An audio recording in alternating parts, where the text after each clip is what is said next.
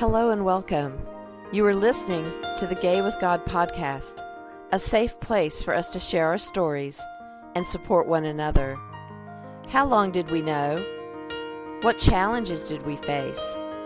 Did we lose our faith? When did we find our way back home? Or are we still searching? The stories you hear on this podcast will melt your heart and strengthen your belief that in God, all things are possible, and you can be authentically gay with the God of your understanding. I am your host, Midge Noble, and I am very honored that you are here. Hello, everybody, and welcome back to the Gay with God podcast. I'm so glad that you're here, and I really appreciate all your support as always. I want to remind you right off the bat that I am thrilled to share that I'll be recording a podcast, this podcast, live from the Wild Goose Festival this July. Dates 11 through 14. Wild Goose Festival is a transformational, community-grounded and faith-inspired social justice. It's a one-of-a-kind gathering that brings together activists, artists, and seekers from all walks of life to explore justice, art, spirituality, and community. It takes place at the Van Hoy Farms in Union Grove, North Carolina. That's near Statesville. And I'd love for you to join me there. From engaging workshops to inspiring panels and interactive experiences, I may also be speaking, but that hasn't been confirmed yet.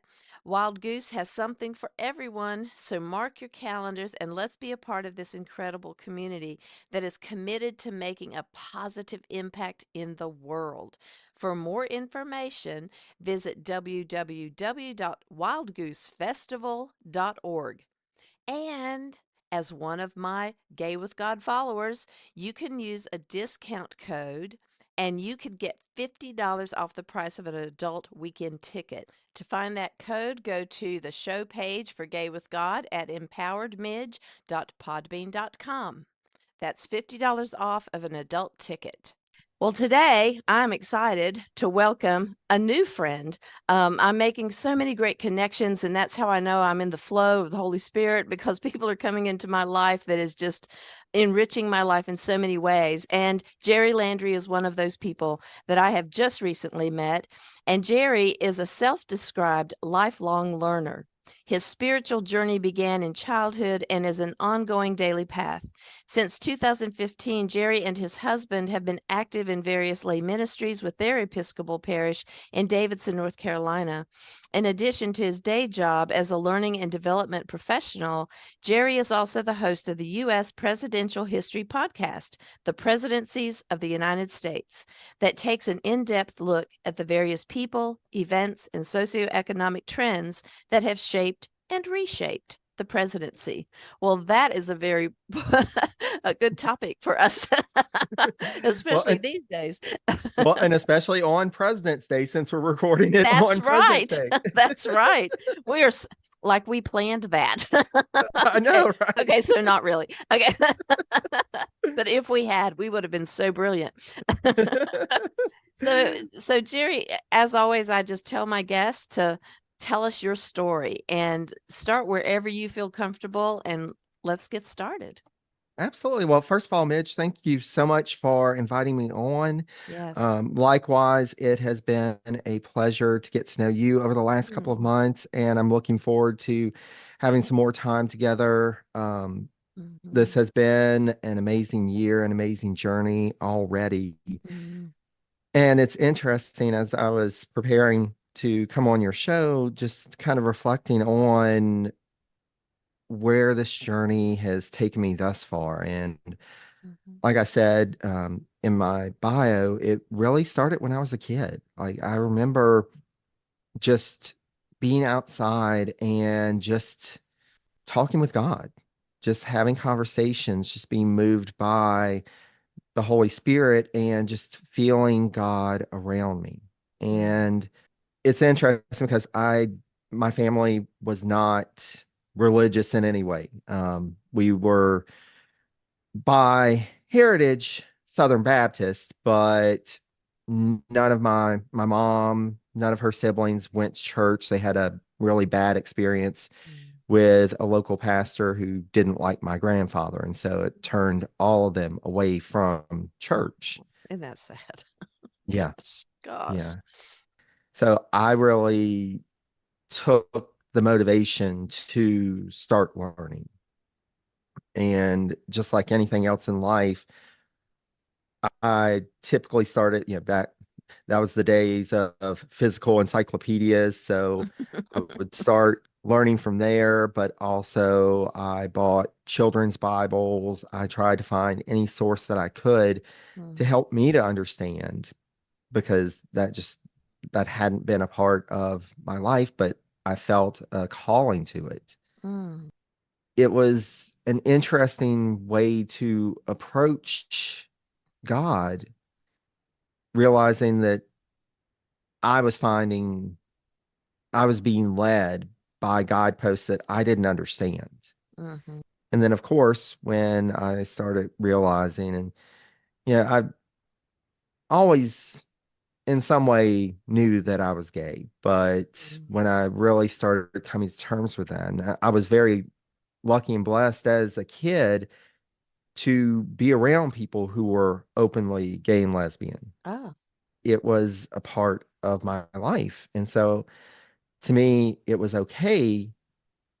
But when I started to think about it myself, I realized I had to take into consideration how society was going to treat Mhm, me. mhm, mhm. Yeah. And as somebody who had this spiritual calling, that was also something that I had to take into consideration because Yeah. I knew there are many churches out there who aren't affirming and Mhm, welcoming to the LGBTQ plus community. So mhm, it took some soul searching. I'll be mhm. honest. It took some soul searching. How did your family feel about your searching and leaning into religion?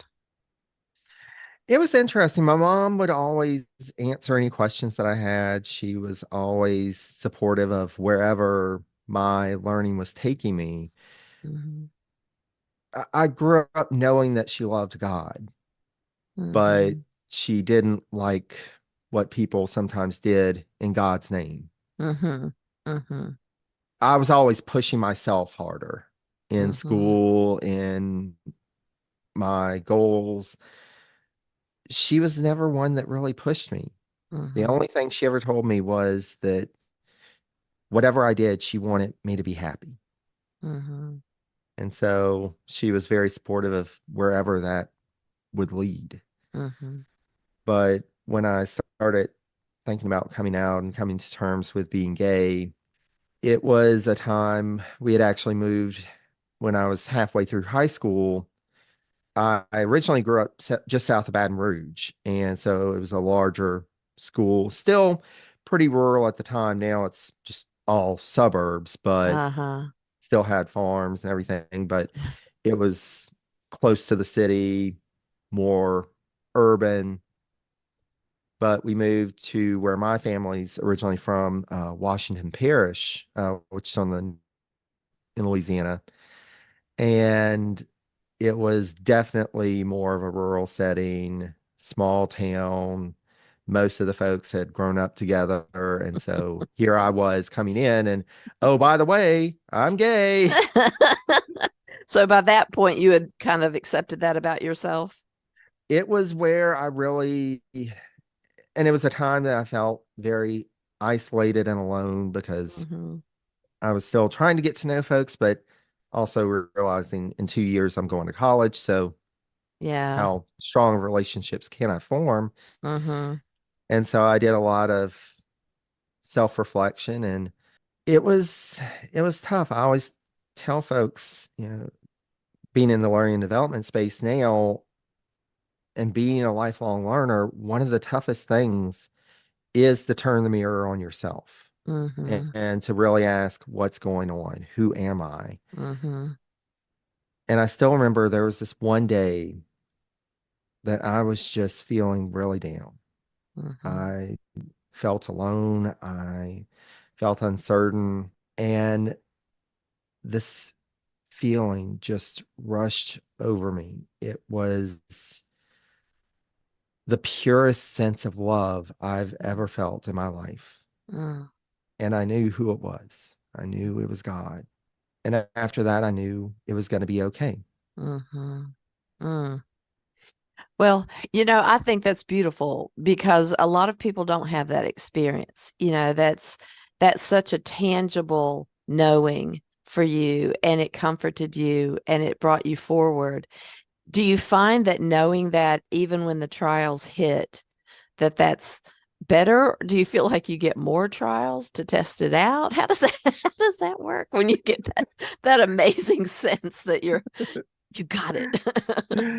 I I try not to think about maybe I would have had less trials without it, but honestly, it has been something. It's been a hallmark in my life, a place that I return to when I need to Mm, draw on faith, mm-hmm, and it's kept me going through some dark times. mm-hmm, I started once I went to college, I started coming out to folks, which it was funny. There were very mixed reactions. There were some folks who were genuinely shocked.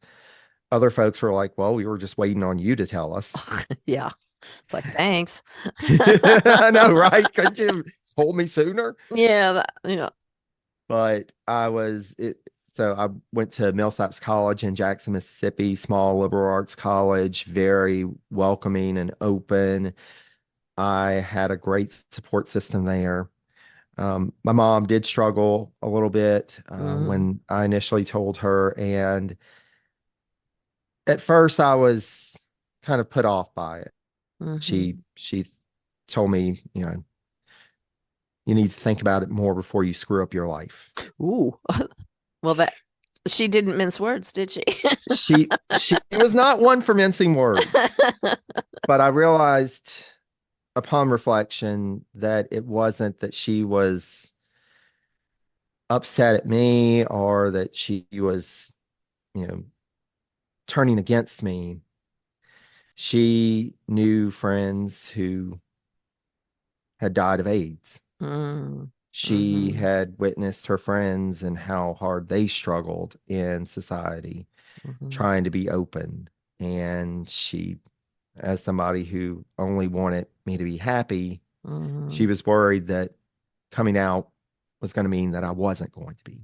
Right, right. And So, potentially could not survive it. yeah, Yeah. yeah. Oh. And was your father still living at this time? That's one of the funny things. I never knew my father. Okay. I grew up, my mom was a single mom, but we lived with my grandma, and so I was surrounded by love from them Mm-hmm. and support from them. It wasn't always easy, but I never really felt that something was missing. Mm-hmm. This was just my family. Mm-hmm. Well, they must have done a wonderful job to make you feel complete. Yeah, and that's, one of the times that I hit a real struggle and a crisis was right after I graduated. So I met my husband during college, right after we moved in together. And it was funny, I'd introduced my mom to a couple of other folks that I dated, and she did not like them at all. Mm, mm. But Alex, she immediately gave his approval, and I'm so grateful and thankful. And I do look at it as God at work in bringing him into my life when he did, because my mom passed away in February of 2005, Mm. and it was the hardest time in my life. Oh, You know, yeah. I Yeah. I am an only child, so it was like I was losing my family. Mm-hmm. Mm-hmm.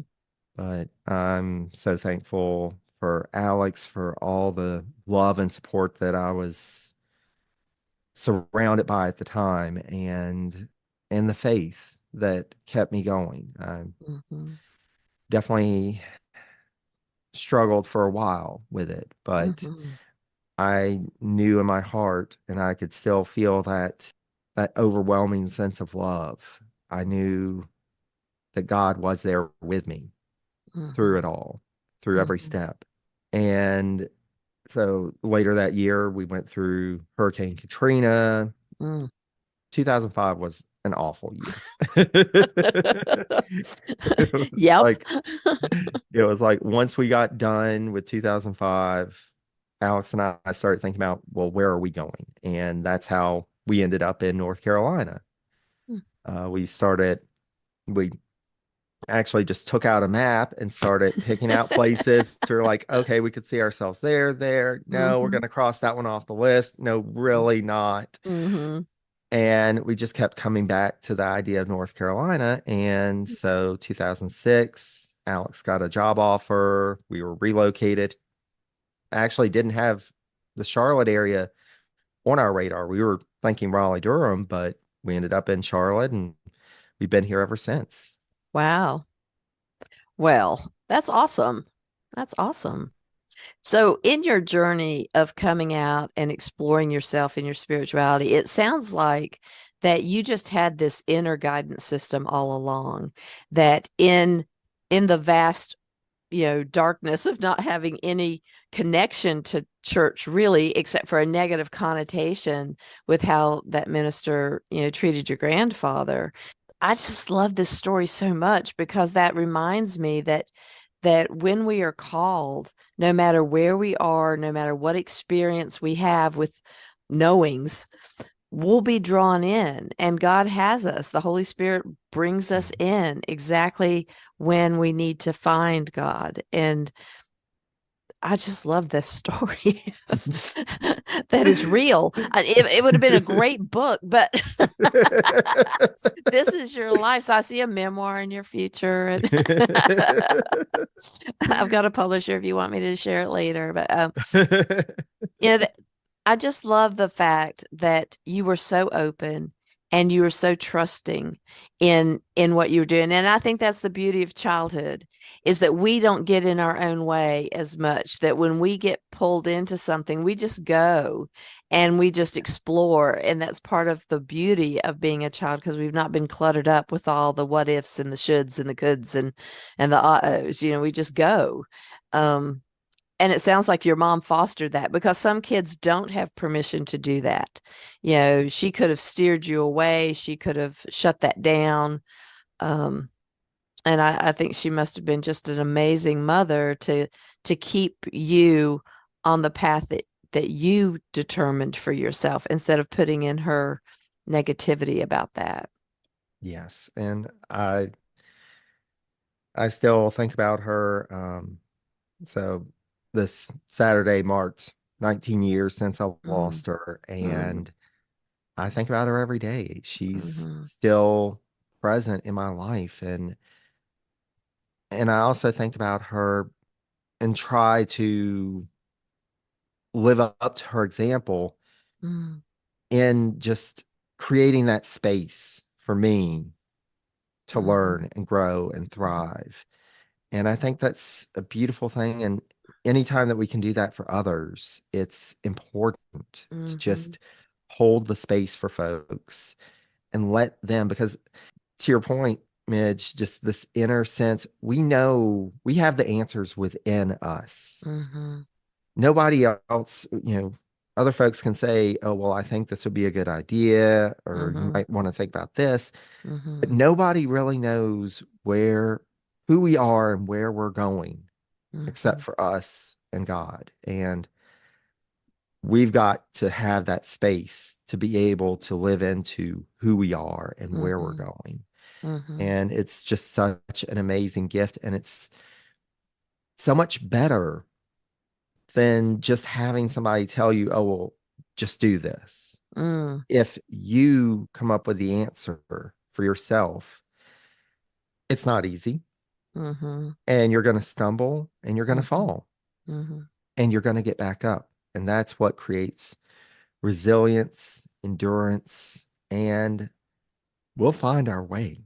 mhm.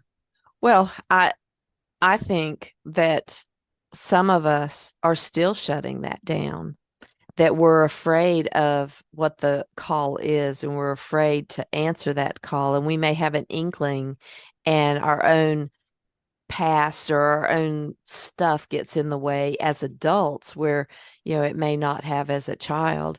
I remember being so much braver sometimes as a child because I didn't, I mean, we were very sheltered and it was a very closed system. However, I just, if I felt the nudge to do something, I didn't necessarily know for sure that it was God, but I just wouldn't give up, and I Yeah. just kept leaning in. And I guess I've done that my whole life. However, as it gets as I get older and the stakes are higher, like mortgage and and all those All other the fun things, things. all the fun things that come with being an adult. I second guess myself sometimes, leaning into lay preaching and the initiative that I'm doing now is that I I believe that it is a call for me, and yet I have found 1,000 ways to double think it and to continue to just, it's like I know it, and then it's like, oh, but wait, and I'll backtrack. But I feel like that's part of the journey with God is that Mhm. when you look at the scriptures, nobody just, I mean, a lot, they make it look like the apostles just said, yeah, you know, come with me. Yeah. I'm sure there were some mutterings. There had to have been some doubts. They were a group of people that didn't have their stuff all together anyway. So I can't imagine that they could just drop everything and go. However, it's amazing that they went to begin Yeah. with. And so I think that this journey of self-exploration, like you said, it's not easy. And Yeah. that's an exclamation mark after that because it feels so simple when you say it. It sounds like your journey was just like this smooth little one of those little moving trams, that not trams, but the sidewalks in the airport, and you just got on it and whoosh, there I go. But I know that's not true. No. Well, and that's the thing, and I think that's important, and it's interesting because, I think neither Alex nor I would have described it at the time as such, but when we actually came to organized religion, it Mm, was the right time. It was mm, getting to that point. We were growing up, and I think we need those reminders to just lean into the call, lean mhm, into and trust and have faith. mhm, And so we've been in Charlotte for a few years.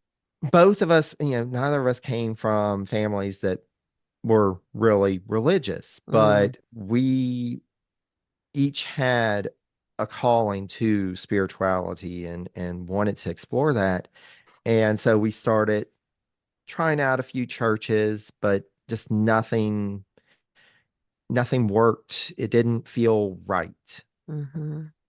And then we went to a concert Hmm. at St. Albans in Davidson, Ah, and it was a Bach concert.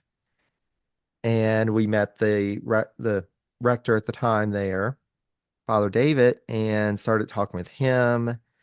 He immediately let us know this is a welcoming parish. You are at home. mm, Please be at home here. And we're like, okay, well, this guy's nice, but what about everybody else? mhm, What happens when we actually meet the congregation? mhm. And since we started going in 2015, which it's hard to believe it's nearly 10 years, Oh, wow. not once, not once have we felt like we are other, like we Mm, are anything but people who belong there. And people are supportive of us, people are supportive of our marriage, people are supportive of our journey. mm. And it's interesting, Alex and I still laugh. It's like us. We are in this congregation. We are leaders in this congregation. We're Mhm, leaning into ministries and you know doing the good work. And it's like in some ways it's hard to believe that these two gay boys from the South are now this heavily involved in church. It also is right. It's just, of course, this was going to be how it ended up. We've mhm, always been about connection, it's just such a wonderful faith community. And now, as you're talking about with the lay preaching training that we're both in, Mm-hmm. it's been a profound month and a half. Yeah. It has really doing that self and trying to prepare for preaching. Things are getting stirred up inside, and that's a good thing. It's not easy. It's bringing up a lot of emotion and Mm. reflection. And I'll be honest, I've had some times that I've had years letting go of things that I didn't realize I was holding on to. Mm. And it's an important journey, and it just everything within me is telling me this is the path that I need to be on now. Mm-hmm. Yay. Yes, I didn't want to out you as a lay preacher, but in training, but thank you for bringing that up.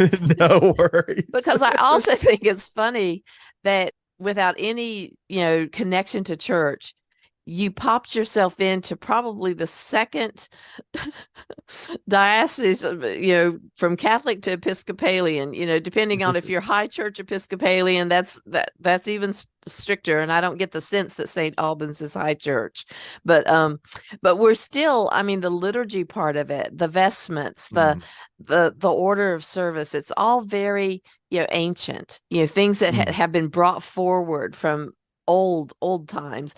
And yet there's a twist in the Episcopal Church where we can be ourselves and we don't take ourselves too seriously.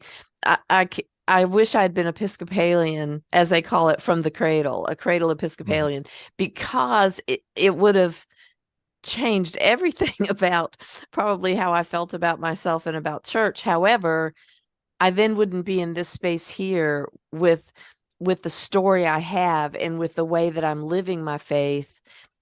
It would have been less rich, I think, even though it was hard, and it's hard for you to have to chart your own course into religion instead of having someone to model that for you. But I wondered when you said before that, you didn't grow up in church and now you're an Episcopalian. It's like, so how did you find that? I mean, through a concert, that's great. But was it weird for you to start like in the first service that you went to? I mean, I was so lost with the bulletin and finding the readings, and people were like pointing things to me because I was like, I don't know. Y'all are complicated. This is a lot of work to go to worship. What was it like for you? It's funny. It was probably a couple of months before we were starting to feel comfortable. It was more like, okay, did we mess something up? When are we standing? When are we kneeling? What's going on? I know.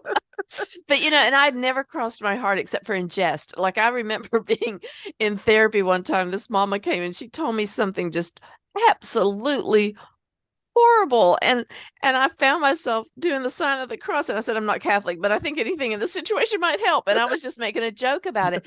But now knowing what that is, and I feel that is just such a comfort to me now, that it's just this connection.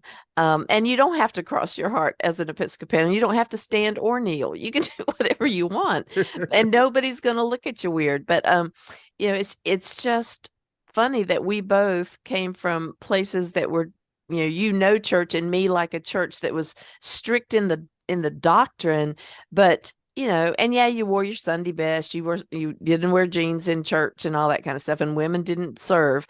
So it was stricter in that way, but the liturgy was just not, there was no liturgy really. I mean, the preacher got up, he read the scriptures, he preached on the scriptures for about 30 minutes, because 15 minutes, and then repeating himself for 15. And there wasn't any real, for me, there wasn't any beauty in it.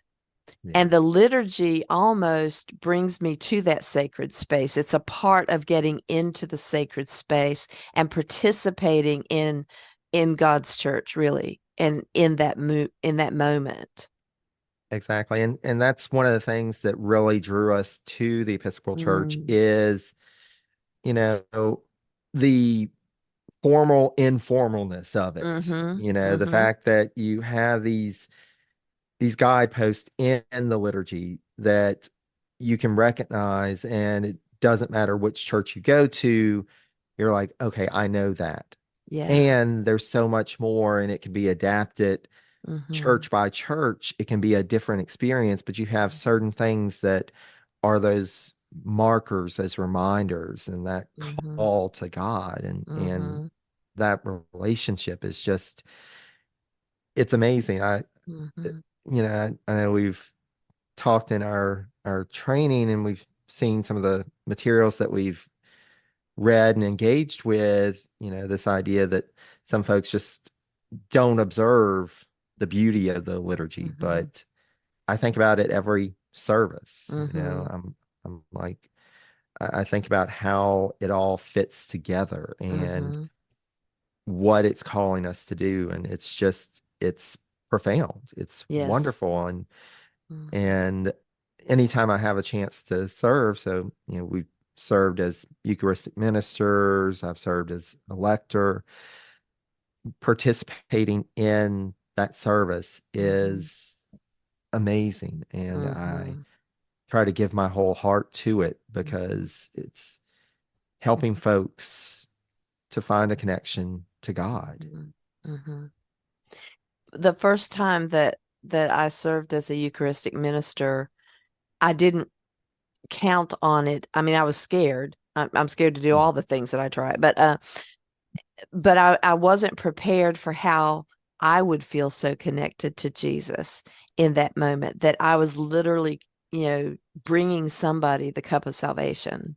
Yeah, And when I said it the first time, I felt myself catch, in my throat almost, because, and it wasn't anxiety as much as I was just overwhelmed with the emotion of what I was getting to do at that point. And you know, once I, was out of church and didn't feel permission to do anything in church, and then coming back, my gratitude meter was so over that if anybody asked me to do anything, it was always a yes. So, now I'm like stacked with things to do, but, I just couldn't turn it down because I was so grateful that I was giving the opportunity to serve and that they saw me as worthy to serve. Um, yeah, and God always did. I just didn't know it. Nobody told me. They told me the opposite. So, you know, it's just such a healing place to be when you find the right body to worship with. And that's what Father Joe had told me when I was first leaning back in, and he was talking to me about, whether or not I would join the church. And he says, but remember, don't join this church because you like me or you think that I helped you. Don't join this church because it's a beautiful setting, because we're set in a very picturesque little valley. It's very beautiful and the church is beautiful. He says it has nothing to do with that. He said, you would join this church if you have felt that the body of people here could help you on your spiritual journey. He said you don't have to give anything up to come here. You don't have to add anything to come here. You come as you are. But these are the people that will work with you through your doubts and your fears and your anxieties long before I'm gone. Long after I'm gone. He said, this is why you join the church, because you're going to grow together and you're going to help others and they're going to help you. And I never thought about church that way, that, you are connected together to grow together. And that was healing for me, because then I didn't feel so outside of it, that I was bringing myself in and I was going to be included in all of it. absolutely. And Mm-hmm. that's the beautiful thing about it. You probably have experienced this before with some churches, some congregations. You get a sense that they're just checking off a box. Oh, Okay, I'm absolutely. here on Sunday morning. Yeah. I'm good. But that was one of the things that really struck us when we started going to St. Albans. It was, these people are really engaged. Mm-hmm. Everybody finds their ministry, they find Mm-hmm. what they contribute, and we acknowledge the differences. Mm-hmm. You know, Mm-hmm. am Go I going to ahead. be in the choir? Uh-huh. No, no, nobody wants me to be in the choir, even though they did ask. I was like, I'm sorry, it's a joyful noise that comes out of my mouth, and I'll emphasize the noise. There's joy, but not for the listeners. But the folks that lean into that Mm-hmm. calling, and Mm-hmm. that's their way to contribute. And it's Mm-hmm. everything, big or small, that folks do. We Alex and I were in what we call the Ministry of Fun, which is basically the folks who put together the fun events in Mm-hmm. the church year. And it was like that service was amazing, and all the little things, all the little ways that folks contribute, but you get the sense folks aren't here because they're checking off a box. Folks are Yeah. here because they're being called to service and learning and growing together in that community. That's God at work. Mm-hmm. It's just amazing to be a part of. Yeah. The first time that they did the stewardship of, getting money into the church and having people, tithe, but it's, tithe, talents, and treasures. So it doesn't have everything to do about money. It's about, like you said, the service part. What is your talent and how can you use that in the church? And, the time that you spend doing things, it really makes a difference. And I'm sure we have some box checkers, that just show up and they don't get involved in anything else. And that's them. But, overwhelmingly more. Like when I went down to coffee hour Sunday, and the table was, and I knew that we packed bags, but I was always either getting out of my vestments, and by the time I got down there, it was done.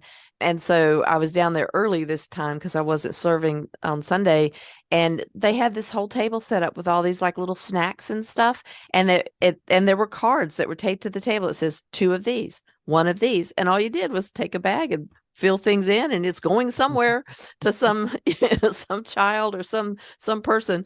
And I thought that's just the coolest thing. I don't remember us ever doing that in church growing up. I'm sure there were some outside ministries, but it wasn't as prevalent as what we do, for the Episcopal Church. So you Yeah. and I just love the church. And now we're going to be, Obviously, we're leaning into it. we are, we're leaning into it. Yep, yep, yep. Well, I just love the fact that we're doing the lay preaching together, because that's the other thing, is that when you've been ostracized from church and you've been through religious trauma, finding a place where you belong, to be openly gay, to not have to be ashamed and not have to pretend. It's the most beautiful experience, because that makes everything important, that you're telling the truth. You don't have to hide, and you don't have to sit there and worry that you're going to get some kind of a go to hell, sermon. Yes. I remember that on Mother's Day, one time I went in to see my mother at the church I grew up in, and we were sitting there in the Mother's Day service, and the minister, I don't know if it was for my benefit or this is what he was going to preach anyway, but he started talking about the godly mother, and he gave all of these examples of a godly mother. And then he said, but when a mother is not godly, she will raise a homosexual child. She will like, this is the punishment Oh for them. gosh. And I was like devastated, and I started to get up because I was Yeah. out, and she reached over and put her hand on my thigh, and she said, I know this is the last Mother's Day sermon you'll ever hear, but please don't embarrass me on this one, please. Oh. Yep. So I sat back down and grimaced, but Just gonna tune it out, yeah. and it's gotta That's end sometime. right. That's right. Well, Oh. and honestly, Midge, that's part of my call with the lay preaching training. It's, and it's funny because you said earlier that you didn't want to out me as Yeah. a lay preacher, but it is kind of like that. And Mm-hmm. especially being in the LGBTQ plus community, when you start talking about going to church, Oh, I it's, know. oh, you go to church? I know. I've lost friends Is it over that. okay? Yeah. Yeah. And I want to lean into this to be able to speak to my faith Mm-hmm. and to be able Mm-hmm. to share with folks. it's okay. You can have faith. You can find a religious community to be in Mm-hmm. and be open and Mm-hmm. be yourself. It doesn't have to be an either or. It can be a yes and. Mm-hmm. Beautiful. Yes. Yes. And it's not just the Episcopalians, No. although, it's our favorite. But there are now some affirming Methodist churches. There's a Baptist church down in Raleigh that's a Mhm. huge support. I mean, they have a gay minister and it's a Baptist church. It just surprised me to no end. And the pastor of that church was on this podcast before. But we are getting somewhere. We are beginning to find our voice in the church, and we are becoming more accepted in the church. But I told a group, I spoke to a group at the college this past week, and they talked about wanting to lean back into church, and they said, so I guess we'll just have to go and just see how it goes. I said, no. Don't just go and see how it goes. Prepare for where you're going, because there's Yes. no reason for us to continue to be abused by the church. And so, find out if they're affirming before you go. There are Yeah. websites you can go to look at churches that, or you can call and ask, do women get to serve in your church? Do you accept gay people as God's beloveds, instead of gay people that you need to pray for and not Yeah. let serve? Exactly. Take advantage of, we're in the 21st century. Mm-hmm. There are so many churches who now have their services streaming. So Yes, you can go and get a sense of what this church is like without actually having to go, because absolutely. you don't want to be like you were trapped in that The sermon, pew. which I you can't. knew what you at least had the background, but Yep, yep. you don't want Yep. to be trapped in that service, because Mm-hmm. that's what's turned so many people away from Right, church, because they right. don't feel like this is a place that, and it's in so many places it's not an affirming church, it's not an Mm-hmm. inclusive church. Mm-hmm.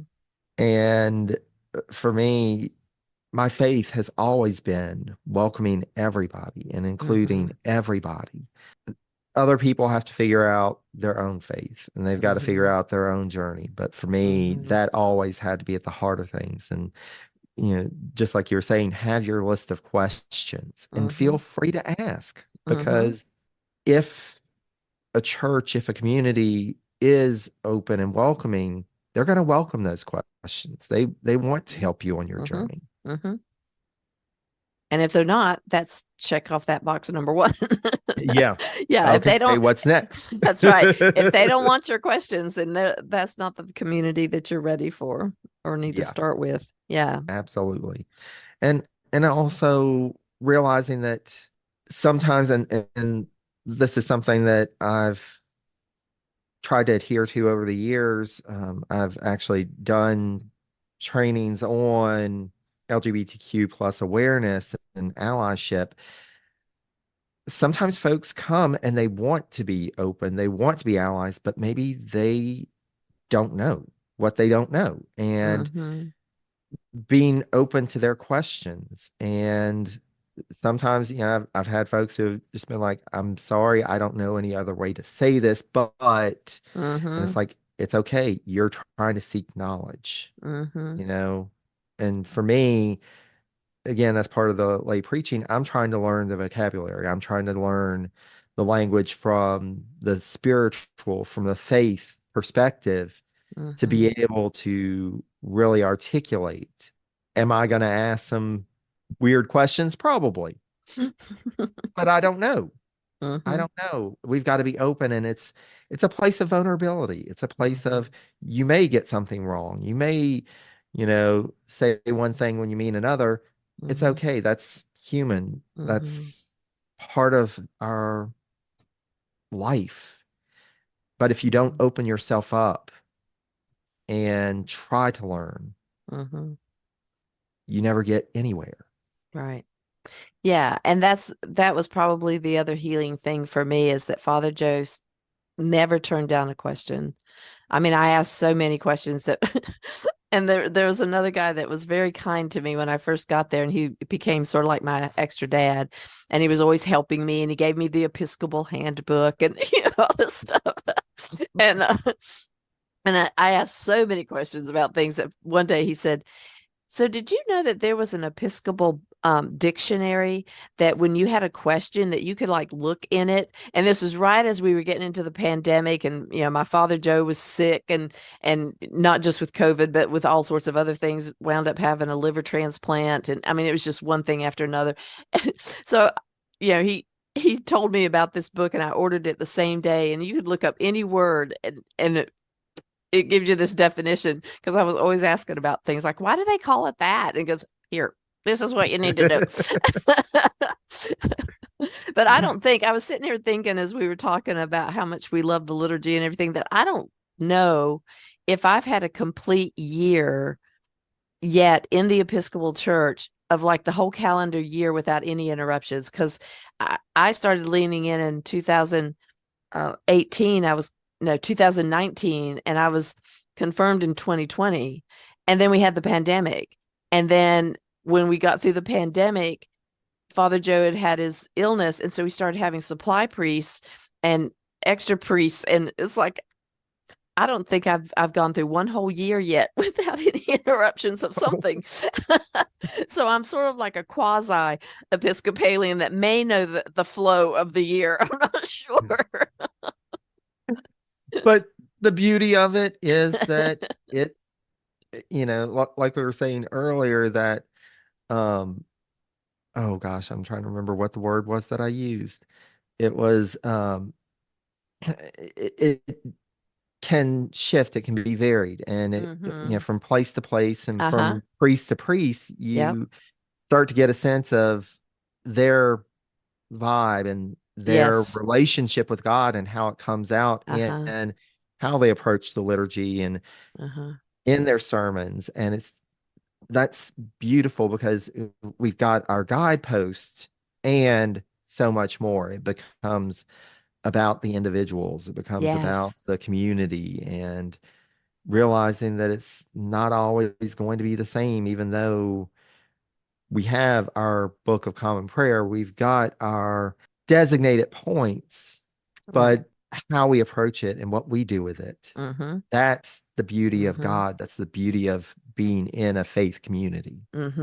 Yeah, and I think that the one thing that did help me with all this upheaval in the world and in our particular church was that I got to see so many different style of priests and what they bring to it. Canon Graham has come a few times and done sermons for us, and Darby was there when Father Joe transitioned back. She was like sort of like right there to kind of hold him up as far as if you can't make it, or if you get tired, and so she was sharing the responsibility. So, and to see women priests in the pulpit, it was just awesome. So getting to see that variety of their voices and how they bring the same scriptures that you may hear every year as it rolls through the lectionary, for them to put their voice and their spin on it. So it's always fresh and it's always different. So I'm feeling grateful, for us to go through it together as brother and sister in Christ and in the gay community, and that we're not alone, and when I looked around the room that first day, just in my head, I was counting gay, straight, gay, straight, gay. I was like, yay. Men and women, gay and straight, married, not married, didn't so there's a good mix of us getting ready to go out and put the good news in the world. So yeah, and that's the beauty of it, is that it can truly be a reflection of what is, instead of what somebody wants it to be. And to me, that's a true faith community, is everybody is welcome. And right. everybody is learning, and we are all flawed, and we're going to make mistakes. It doesn't matter whether you're ordained or a lay minister, preacher, whatever. We all make mistakes, and God loves us in spite of that, because of that. Yes. Yes. Well, the last question that I usually ask a guest is, if someone was struggling and they came to you, what would be the thing that might have helped you? What is something you've always kind of felt led to say to someone else if they're struggling with their sexuality or going back to church? What's the one thing that you would want them to know?